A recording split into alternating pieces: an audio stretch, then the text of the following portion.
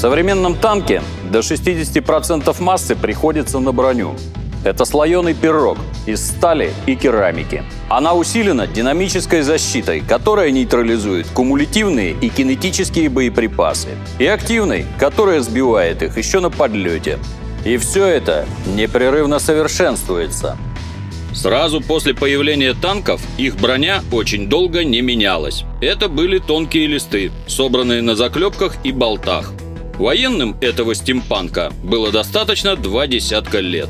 А потом, буквально за пятилетку, толщина и качество брони выросли в разы. Что же заставило танки так резко растолстеть? Сейчас мы смотрим на броню первых танков и думаем, это несерьезно. Однако именно это позволило переломить ход Первой мировой войны. Это в наше время танки конструируют в расчете на то, что по ним будут стрелять такие же танки и артиллерия. Главным врагом первых машин была пехота, вооруженная винтовками и пулеметами.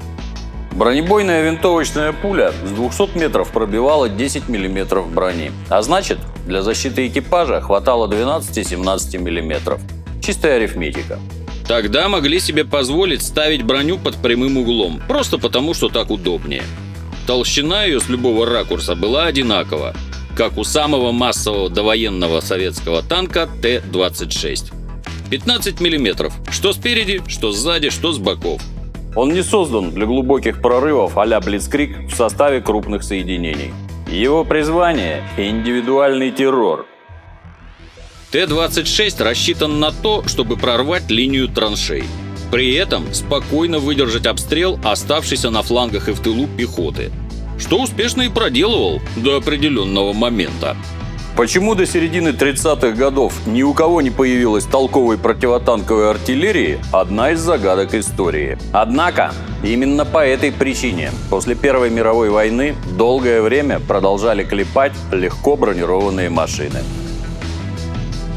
Даже тяжелый танк прорыва Т-35 имел во лбу корпуса 50 мм максимум. Видимо, хватало.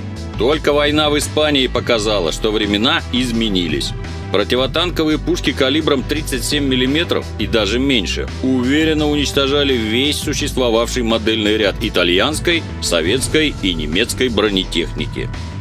Можно сказать, именно с этого момента соревнование брони и снарядов в танкостроении началось по-серьезному. Танки наконец-то стали делать толще. При сборке корпуса начали отказываться от заклепок и болтов.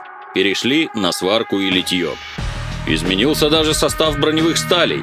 По сравнению с противопульной, противоснарядная броня должна быть более вязкой, чтобы давать меньше отколов и трещин. Символом новой эры стал Т-34. Он сконструирован по правилам, которые стали определяющими для советской школы танкостроения. Во-первых, максимально плотная компоновка узлов, чтобы защищать броней как можно меньший объем. Во-вторых, низкий силуэт. И в-третьих, рациональные углы наклона брони. Благодаря им лобовая деталь корпуса толщиной в 45 мм работала как вертикальная толщиной в 90. А противотанковые пушки довоенного периода не могли пробить даже 60, причем с близких дистанций. Машины с противоснарядным бронированием появились не только в СССР. Они были у англичан и французов. На последних, кстати, немцы обкатали технологию применения зенитных пушек против бронетехники. Потому что орудие калибра 37 мм, основа их противотанковой артиллерии, не справлялось. В 1941 году началась Великая Отечественная война. В ней столкнулись две самые продвинутые на то время школы танкостроения – советская и немецкая. Их соперничество вывело бронирование танков на совершенно другой уровень. В начале гонки конструкторов самым защищенным танком вермахта был Panzerkampfwagen-4 в модификации F. Лоб корпуса 50 мм, борта 30, корма 22. У Красной армии тяжеловесом был КВ-1. Лобовая броня и борта 75 мм, корма 70. По концепции бронирование «Панцера» было более прогрессивным, дифференцированным. Однако не могло надежно защитить от огня советских сорокопяток. Защита у КВ была архаичной, практически равномерной со всех сторон, как когда-то у танков с противопульным бронированием. Современной ее делала толщина. Даже борт и корму противотанковые пушки того времени пробивали с трудом. КВ был бронирован настолько хорошо, что ему уже в ходе войны срезали по 15 мм на бортах и 10 на корме. Но даже того, что оставалось, хватало для выполнения поставленных задач. Так появился КВ-1С. Обеспечив себе преимущество на старте, советские конструкторы сосредоточились на совершенствовании технологий производства. Чтобы больше, дешевле, качественнее. И добились успехов. Установленный рекорд скорости сборки 1/34 – полчаса. В 1943 году на Курской дуге немцы в качестве ответа выкатили танки нового поколения – «Тигры» и «Пантеры». Их созданием они наступили на горло собственной теории Блицкрига и перестали делать машины для маневренной войны. «Тигр» и «Пантера» — это скорее специализированные истребители танков. Их подвижность и запас хода не позволяли ходить в рейды по тылам. Зато мощные орудия пробивали Т-34 и КВ на дальних дистанциях. При создании новых машин немецкие конструкторы в какой-то мере откатились к концепциям времен Первой мировой. Пытались создать неуязвимый аппарат, который мог бы выехать на поле боя и просто всех убить. А ему никто ничего сделать не сможет. Только воевать он должен был не против пехоты, а против танков. Поэтому броню на свои изделия вешали соответствующую. Машины получались практически неуязвимыми, но очень тяжелыми. Что интересно, немцы и в Первую, и во Вторую мировые войны в результате гонки вооружений создавали самые большие танки. Сначала «Колоссаль» весом в 150 тонн. Потом «Маус», который чуть-чуть не дотянул до 190. Оба были почти готовы, оба так и не воевали. Последним выдохом промышленности Третьего Рейха стал «Тигр-2». Некоторые считают его самым мощным танком Второй мировой войны. Лоб корпуса целых 150 мм.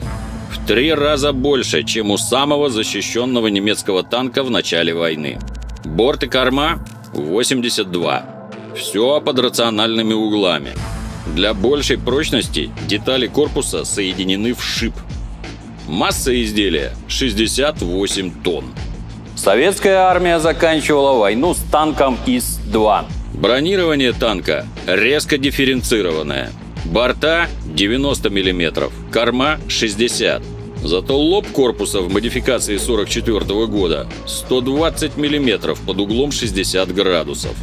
Эта машина могла выдержать выстрел немецкой противотанковой 88 миллиметровой пушки. Сказать, кто был защищен лучше, Тигр-2 или ИС-2, трудно.